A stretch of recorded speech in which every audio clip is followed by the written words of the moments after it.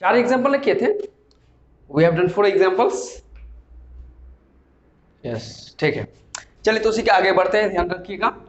तो हमने present continuous, present perfect, present perfect continuous, ये 3 कर लिए थे, जिसमें से प्रेजेंट परफेक्ट कॉन्टिन्यूअस के हमने 2 एग्जाम्पल कवर किए थे, एक हैव और एक हैज वाला। अब आते हैं अगले, कहने का मतलब है एग्जाम्पल नंबर हो जाएगा हम लोगों का 5। इसमें एग्जाम्पल लेते हैं, अधीरा was waiting for his time। अभी एक सेंटेंस यूज किया गया है कि अधीरा was waiting for his time। KGF chapter 2 तो आप लोग देखे ही होंगे, बिल्कुल सही। तो उसी में अधीरा एक कैरेक्टर है जो रॉकी के लिए इंतजार कर रहा है अपने टाइम के लिए। अधीरा was waiting for his time, वो अपना एक सही टाइम चुन रहा है कि कब अटैक किया जाए। अब इसमें ध्यान रखिएगा, सब्जेक्ट के रूप में अधीरा है, और आपको पता है सब्जेक्ट या तो नाउन या तो प्रोनाउन हो सकता है। वाज वर्ब है, वेटिंग वर्ब है, for preposition, time noun, his बता रहा है टाइम के बारे में, यानी इसका पार्ट्स ऑफ स्पीच हो जाएगा एडजेक्टिव। अब हमें आइडेंटिफाई करना है टेंस, जिसके लिए हमें मदद किसकी चाहिए, सिर्फ और सिर्फ वर्ब की। और वर्ब में हमारे पास यही है वाज, और दूसरा है वेटिंग, जिसमें से वाज हम लोगों को टाइम बता रहा है और वेटिंग बता रहा है एक्शन, टाइम और एक्शन। और हमें टेंस आइडेंटिफाई करने के लिए हमें पता है कि tense equal time plus action होता है। अब टाइम बताने वाला वर्ब का फॉर्म हमें जान लेना है। तो वाज के बारे में यदि आप सोच रहे होंगे तो वाज देखिएगा बी का सेकंड फॉर्म है, यानी कि V2, इसको दे देते हैं V2। और जो वेटिंग है इसमें आईएनजी लगा हुआ, और आपको पता है कि जिसमें आईएनजी लगा रहता है वो वर्ब का फोर्थ फॉर्म होता है, यानी कि कॉन्टिन्यूअस एक्शन। कॉन्टिन्यूअस एक्शन हमेशा आईएनजी के फॉर्म में होता है। तो यहां पर ध्यान रखिएगा कि यह जो वर्ब है यह हमें दिखा रहा है वर्ब का फोर्थ फॉर्म। अब दोनों के बारे में यदि पता करेंगे तो ये वर्ब का सेकंड फॉर्म जो कि टाइम दिखा रहा है, वर्ब का फोर्थ फॉर्म एक्शन दिखाने का काम कर रहा है। वर्ब का सेकंड फॉर्म यदि गौर कीजिएगा कौन सा टाइम दिखाता है, तो सीधे नीचे आइए तो पास्ट टाइम। वर्ब का सेकंड फॉर्म हमें पास्ट टाइम की जानकारी देता है। तो कहने का मतलब यह है कि यहां जितने भी बात लिखे गए हैं इससे आपको टाइम पता चल रहा है पास्ट टाइम, और यहां जितनी बात लिखा हुआ है इससे आपको एक्शन पता चल रहा है। और चूंकि ये वर्ब का फोर्थ फॉर्म है तो हमें पता होना चाहिए कि वर्ब का फोर्थ फॉर्म कौन सा एक्शन, कॉन्टिन्यूअस एक्शन, या मैंने शॉर्ट में यहां लिख दिया है कि वर्ब का फोर्थ फॉर्म कॉन्टिन्यूअस एक्शन। तो यहां चलेंगे कॉन्टिन्यूअस एक्शन की तरफ, continuous action, past time, continuous action, दोनों को ऐड कर देते हैं। चूंकि हमें टेंस पता करना है तो इसका नाम हो जाएगा पास्ट कॉन्टिन्यूअस, पास्ट कॉन्टिन्यूअस। और टाइम प्लस एक्शन मिलके क्या हो जाता है, tense. Time plus action equal tense हो जाता है। तो यह जो आपका सेंटेंस लिखा हुआ है Adhira was waiting for his time, ये किस टेंस में आ रहा है, पास्ट कॉन्टिन्यूअस टेंस में आ रहा है। क्या इसमें किसी प्रकार की स्ट्रक्चर की जरूरत, बिल्कुल नहीं। हमें सिर्फ और सिर्फ कॉन्सेप्ट की तरफ ध्यान देना है, स्ट्रक्चर हमें आना ही नहीं है। हम लोग अब उस बेसिक क्लास में नहीं पढ़ रहे हैं कि हमें स्ट्रक्चर के मेथड से समझना है। स्ट्रक्चर उनके लिए है जो इतने डीप कॉन्सेप्ट को नहीं समझ पा सकते। हम लोग अब आफ्टर 12th हैं, 12th क्रॉस किए हुए हैं, तो हम लोगों को अब इतने डीप में जाना पड़ेगा, क्योंकि हम लोगों के अब उस हिसाब से एजुकेशन है, उस हिसाब से आपके क्वेश्चन आने वाले हैं जिसमें आपके माइंड वर्क ज्यादा काम करते हैं। इसलिए आपको उसी प्रकार के नॉलेज में आना चाहिए और उसे गेन करना चाहिए। तो Adhira was waiting for his time, ये हो गया आपका past continuous tense. Next example आते हैं नंबर 6 में। इसी में कह सकते हैं कि Adhira and Rocky were fighting with each other।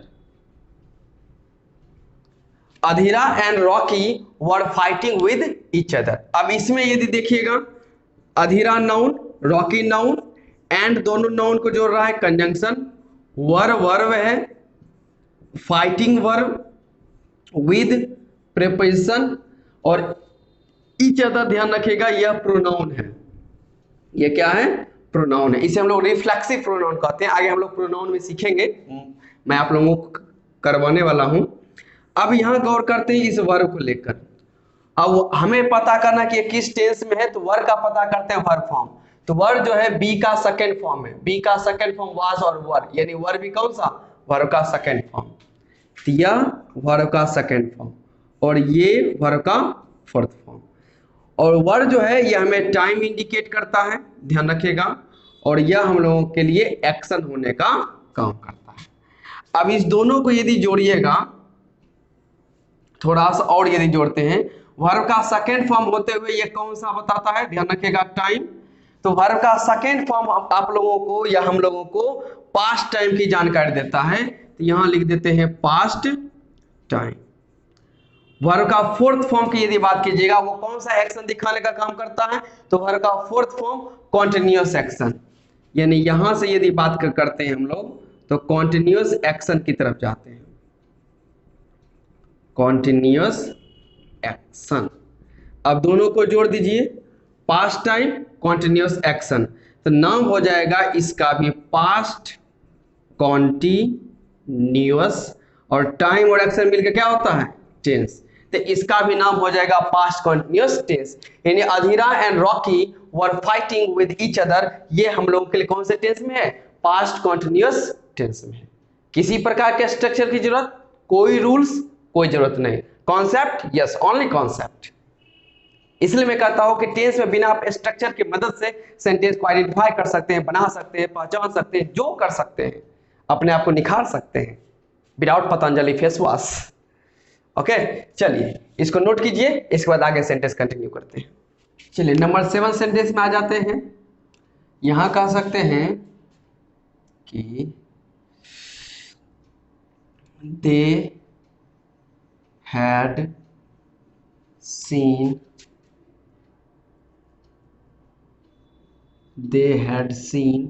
Pushpa before. They had seen Pushpa before. अब यहां पे गौर करेंगे, ध्यान रखिएगा, वर्ब यहां पर है और यहां पर भी वर्ब ही है। हैड भी वर्ब है और सीन भी वर्ब है, और यहां जो हैड वर्ब है यह हम लोगों के लिए टाइम बताने का काम करेगा। सबसे पहले हैड का वर्ब फॉर्म जान लेते हैं। तो जब भी हैड सिर्फ सेंटेंस में अकेला यूज होता है इस प्रकार का, जब अपने बाद वर्ब का थर्ड फॉर्म लेता है। सीन वर्ब का कौन सा फॉर्म है? Third form. तो हैड वर्ब का सेकंड फॉर्म होता है। अब यह बतलाएगा हम लोगों के लिए टाइम, और यह हम लोगों के लिए बताएगा एक्शन। क्या बताएगा? एक्शन। अब गौर करके सोचिएगा, तो वर्ब का सेकंड फॉर्म कौन सा टाइम दिखाता है? तो वर्ब का सेकंड फॉर्म हम लोगों को पास्ट टाइम क्यों ले जाता है? तो यहां से चल दिए हम लोग पास्ट टाइम, और वर्ब का थर्ड फॉर्म कौन से एक्शन की तरफ ले जाता है? तो वर्ब का थर्ड फॉर्म हम लोगों को ले जाता है परफेक्ट एक्शन की तरफ। तो इसका नाम रखते हैं परफेक्ट एक्शन। दोनों को मिला दीजिए, टाइम और एक्शन को ऐड कर देना है, इसका नाम हो जाएगा पास्ट परफेक्ट। पास्ट परफेक्ट, और वही बात हो जाएगा टाइम और एक्शन मिला दीजिएगा, क्या हो जाएगा? टेंस। तो पास्ट परफेक्ट टेंस इसका नाम हो गया। तो they had seen Pushpa before, ये कौन सा टेंस में जाएगा? पास्ट परफेक्ट टेंस में हो जाएगा। हैड वर्ब है जो कि वर्ब का सेकंड फॉर्म है, और ये टाइम दिखाने का काम करता है। वर्ब का सेकंड फॉर्म जब भी टाइम दिखाता है तो वो पास्ट टाइम दिखाता है, और सीन जो कि वर्ब का थर्ड फॉर्म है, और जब भी ये वर्ब का थर्ड फॉर्म एक्शन दिखाने का काम करता है तो वो परफेक्ट एक्शन की तरफ जाता है। तो पास्ट टाइम परफेक्ट एक्शन नाम जोड़ देंगे, तो पास्ट परफेक्ट और टाइम और एक्शन क्या हो जाएगा? टेंस। यानी कि ये हो जाएगा हम लोगों के लिए पास्ट परफेक्ट टेंस। कंप्लीट हो गया। नंबर 8 की तरफ चल देते हैं। चलिए नंबर 8 में कह सकते हैं we had been waiting for the result, we had been waiting for the result. यहां पे आते हैं तो वी सब्जेक्ट, हैड वर्ब है, बीन वर्ब, वेटिंग भी हम लोगों के लिए वर्ब ही है। अब यहाँ पे तीन तीन वर्ब है, तो यह वर्ब जो है टाइम, बीन एक्शन और वेटिंग एक्शन दिखाने का काम करेगा। अब दोनों के वर्ब फॉर्म की चर्चा करते हैं। तो वर्ब फॉर्म की चर्चा यूं है कि हैड वर्ब का सेकेंड फॉर्म, बीन, बीन के बारे में यदि आप जानिएगा तो बीन देख लीजिए, बी का थर्ड फॉर्म है, तो यह हो जाएगा वर्ब का थर्ड फॉर्म, और वेटिंग आईएनजी वाला पता है वर्ब का फोर्थ फॉर्म। अब दोनों को जरा देखते हैं, ये तीन कॉलम है, तीनों के रेक्टेंगल में रख लेते हैं।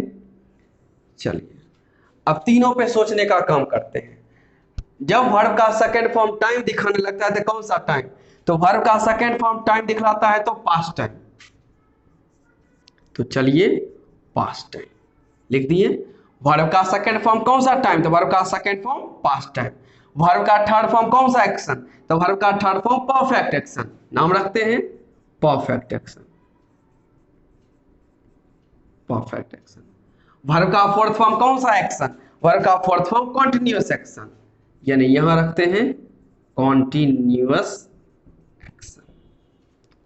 अब इस सब को ऐड कर देते हैं।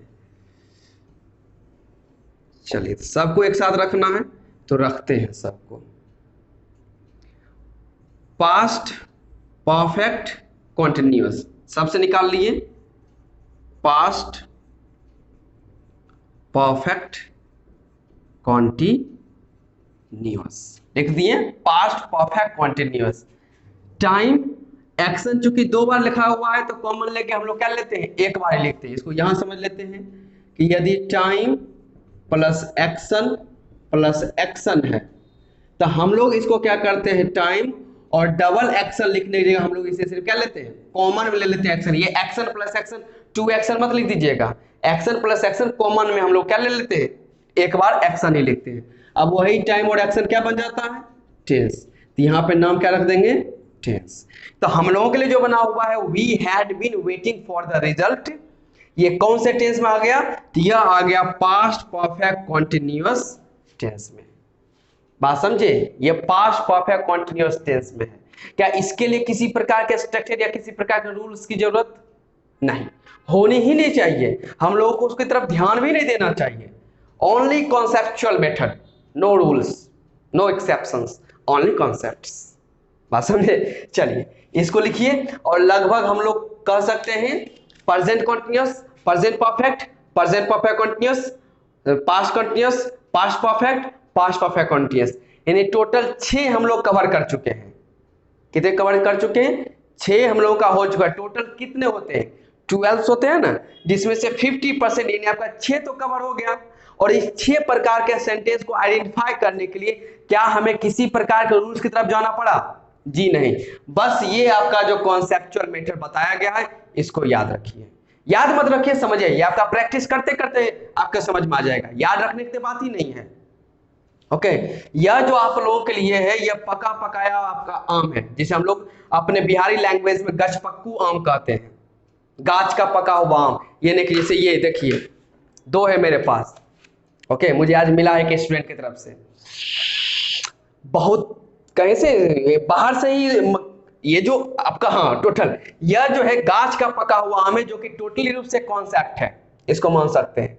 एक होता है कि कम मतलब सीजन से पहले आम को तोड़ लिया जाता है और उसे पकाकर, मतलब जैसे भी हो कुछ मिलाकर उसे पकाकर तब मार्केट बेचा जाता है, उसका स्वाद। और ये गाछ का पका हुआ आम, इसका स्वाद, इसका आपको सुगंध बाहर से ही आएगा, इसको बाहर से ही पहचान सकते हैं कि इस ये मीठा है कि नहीं है, सुगंध बाहर से ही है। और जो पका हुआ आम, जो मतलब गाछ का पका हुआ आम, नेचुरल तरीके से पका हुआ आम नहीं रहता है, उसको आप आइडेंटिफाई ही नहीं कर सकते। बाहर से यदि आपको छूने पे लगेगा ना पका हुआ, अंदर से आपको स्वाद खट्टा आएगा। तो आपको भी इसी गाछ के पके हुए आम की तरह सीजन बाय सीजन टाइम लेकर पकना है। ये नहीं कि जल्दी जल्दी कुछ सीख लिया और हो गया। टाइम लेना है, नेचर के हिसाब से चलना है, सब कुछ और गेन करना है, और तब जाके हमें इसी की तरफ पक जाना है, ताकि हमें अपनी सुगंध बताने के लिए हमें ज्यादा एक्सप्लेन करने के लिए अपने आप को ना जरूरत पड़े। बाहर से ही आदमी पहचान लेगा, हाँ इसके पास कुछ है। आपका लिखने, आपका बोलने का स्टाइल या आपका सोचने का तरीका ही बता सकता है सामने वाले को कि आपके पास वास्तव में इंग्लिश की कॉन्सेप्ट है, रूल्स नहीं है। तो हमें सीजन के साथ पकना है, सीजन से पहले नहीं। सीजन से पहले पकोगे तो स्वाद नहीं आएगा वो, और सीजन के साथ और टाइम लेकर पकोगे तो फिर आपके डिमांड और लोग याद लाइफ लॉन्ग रखते हैं। कभी गाछ का पका हुआ आम खा के देखना, लाइफ लॉन्ग याद रखोगे। शहरों में तो मिलता ही नहीं है, गांव में मिलता है ये सब। ये जिसके पास अपनी खेती हो, ये अपने मतलब कह सकते हैं पेड़ हो, तो आपको इस पके आम की तरह रहना है जो नेचर के साथ पक रहा है, ना कि आपको बिना तोड़, सीजन से पहले तोड़, जो आम तोड़ लिया गया उसके अनुसार आपके बनना है। तो टाइम लीजिए, इंप्रूव कीजिए, आप जरूर एक दिन अच्छे बनेंगे। बात समझे? और आपकी सुगंध दूर दूर तक फैलेगी बिना आपके वहां जाए। ओके, चलिए ठीक है, मिलते हैं अगले क्लास में। टेक केयर, आप लोगों अपना ध्यान रखिएगा, इसको नोट कर लीजिए। चलिए ठीक है।